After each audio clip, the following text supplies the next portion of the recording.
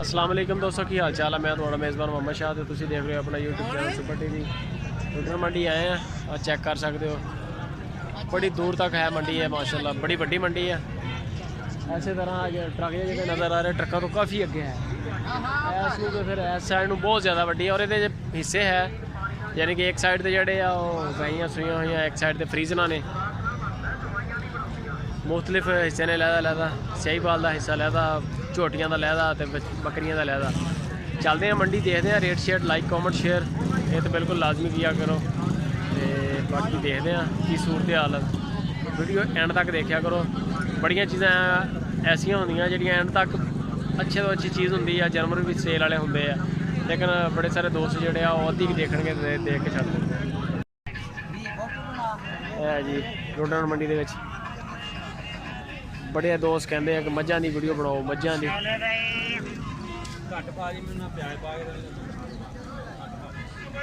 सोहनी माशाल्लाह मझ। की मुल कर रहे हैं भैया? 1.5 लाख। पिछे दे कट्टी कट्टा कट्टी दुध किन्ना है?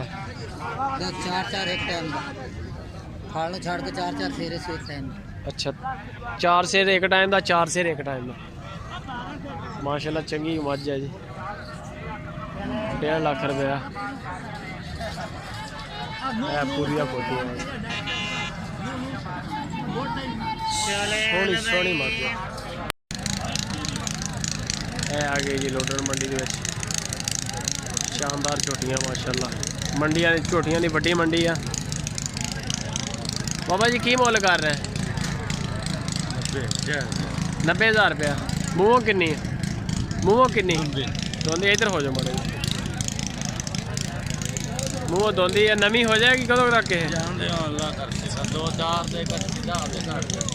तैयार है यानी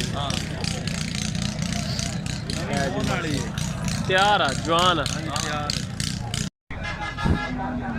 है जी। लुडन मंडी के मझां सर की मुल छोल कर रहे हैं? 170 दुध भी देंदी है? 8 किलो दुध है टाइम का। कट्टी कट्टा कट्टी कट्टी महीने की हैगी है? 25 दिनों की 20 दिन की। 1,70,000 रुपया जी। कद काठ में वड्डी मझ है माशाल्लाह, वड्डे कद काठ वाली। नंबर शमर है? मोबाइल नंबर मेरा? हाँ जी मोबाइल नंबर बोलो। 0303 2422 हाँ जी 476। 476। नाम क्या अपना? रमज़ान कमरुज़्ज़मान।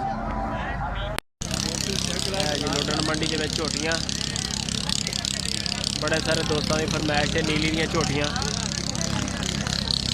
अच्छा वीर की मोल छोल कर रहे हैं? ਇਹਦਾ मोल भाई 72,000।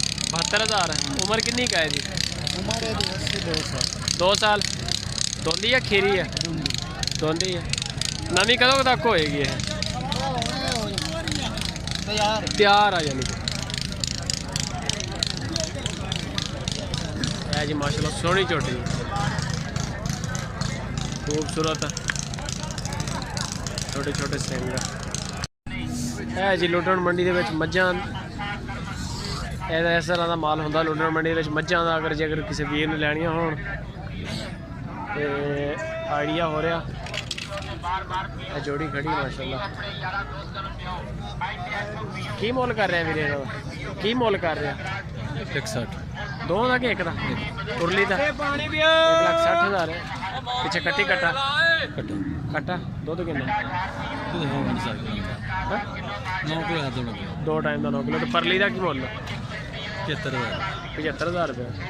वह बच्चा बुच्चा है कि नहीं? बच्चा दुध देंदी कि नहीं? किन्ना का थली? 3 किलो 2 टाइम का। सही हो गया है जी। 1,60,000 रुपये की आ गई जी मझ। 75,000 रुपये की 75,000 रुपये से मझ पूरी नीली रावी की चेक कर सकते हो। बड़ी सोहनी है, गोशत के हिसाब 55-60 के करीब है।